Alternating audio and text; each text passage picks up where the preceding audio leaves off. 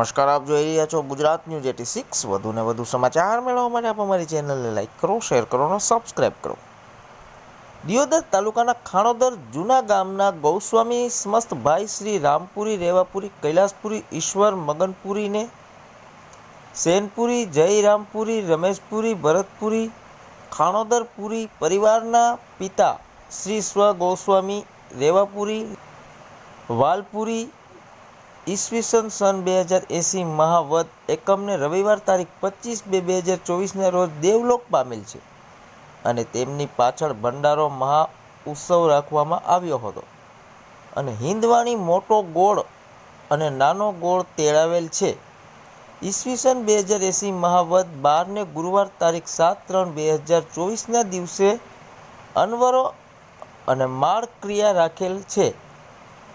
ભંડારામાં સંતો, મહંતો, સાધુ અને ફૂલહાર શાલ ઓઢાડી કવર આપી સન્માન કરવામાં આવ્યું હતું। સર્વ ગૌસ્વામી સમાજ અને અન્ય સમાજ નામી અનામી મોટી સંખ્યામાં પધારેલા હતા અને તેમની પાછળ સગાતેડાનો લાહણીમાં કોસાનું તાસલું સહિત ભોજન પ્રસાદ દાતાશ્રી સમસ્ત દેસાઈ પરિવાર દ્વારા આયોજન કરવામાં આવ્યું હતું। બધા સાથે મળી પૂજન પ્રસાદ લઈને છૂટા પડ્યા હતા। બહુ જ સુંદર આયોજન કરવામાં આવ્યું હતું। ધન્યવાદ। અહેવાલ ઓમપુરી ગૌસ્વામી, બનાસકાંઠા। વિશાલ વર્તી બાપુ, આજે આપ ભંડારામાં પધાર્યા છો, તો આજે એક વ્યસન મુક્તિ માટે આપ શું કહેવા માંગો છો? મારા 10 નામ ગૌસ્વામીનો ઓમ નમો નારાયણ। વ્યસન મુક્તિ તો હવે આમાં શું છે બાપજી, કે ભગવાન છે, એક ભગવાનને આમાં કાબુ મૂકે અને કંટ્રોલ લે એવા મારા ઓમ નમો નારાયણ। આમાં શું છે, યુવાન પેઢી આ વાત ઉપર ના જાય અને કંટ્રોલ કરે એવો મારું આ નમ્ર વિનંતી છે। બરાબર।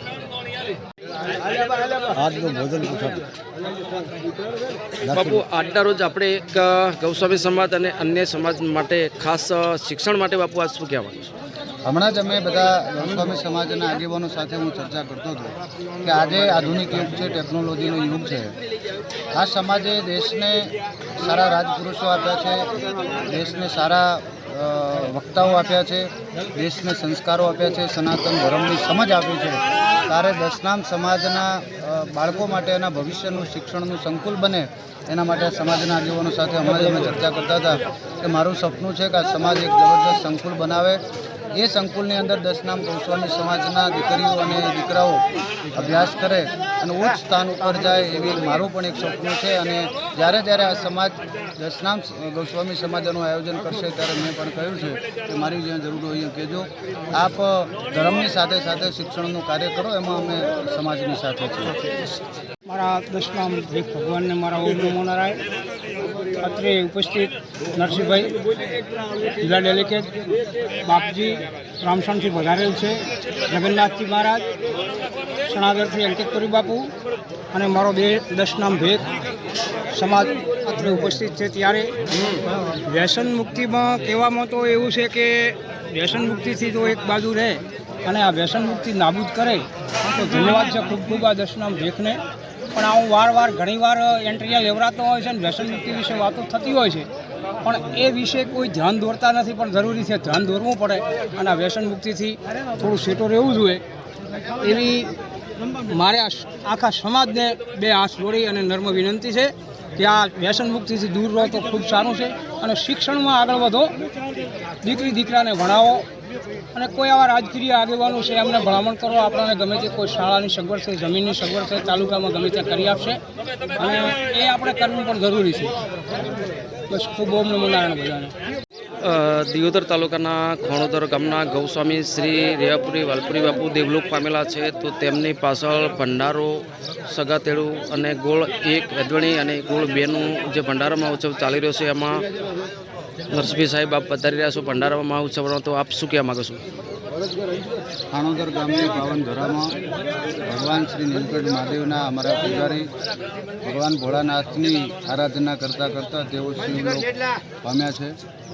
એમના આત્માના મોક્ષ માટે ભગવાનને આપણે પ્રાર્થના કરીએ કે રેવાપુરી બાપજીએ ભગવાન શિવની ખૂબ ઉપાસના કરી છે અને ગામને આશીર્વાદ આપ્યા છે. ગામના કલ્યાણ માટે હંમેશા કાર્ય કર્યું છે.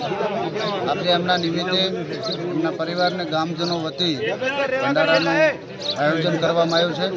ભંડારામાં ઉપસ્થિત સમગ્ર દશનામ ગૌસ્વામી સમાજના દર્શન કરવાનો પણ મને લાવો મળ્યો. તમામ ભગવા ભેટના દર્શન કરી એમના ચરણોમાં વંદન કરી આશીર્વાદ લીધા અને આજે સુંદર મજાનો આપ સૌ જોઈ રહ્યા છો એ રીતે કાર્યક્રમ થયો છે. બધા જ પ્રગણામાંથી સંતો ઉપસ્થિત છે. તમામ દશનામ ગૌસ્વામીના સમાજના આગેવાનો, ભુવાજીઓ અને સમાજ ઉપસ્થિત છે. ત્યારે બાપજીને ફરીથી આપણે શ્રદ્ધાંજલિ અર્પણ કરીએ છીએ અને આવા સુંદર કાર્યક્રમનું આયોજન બદલ એમના પરિવારને અને સમાજને શુભેચ્છા પાઠવીએ છીએ.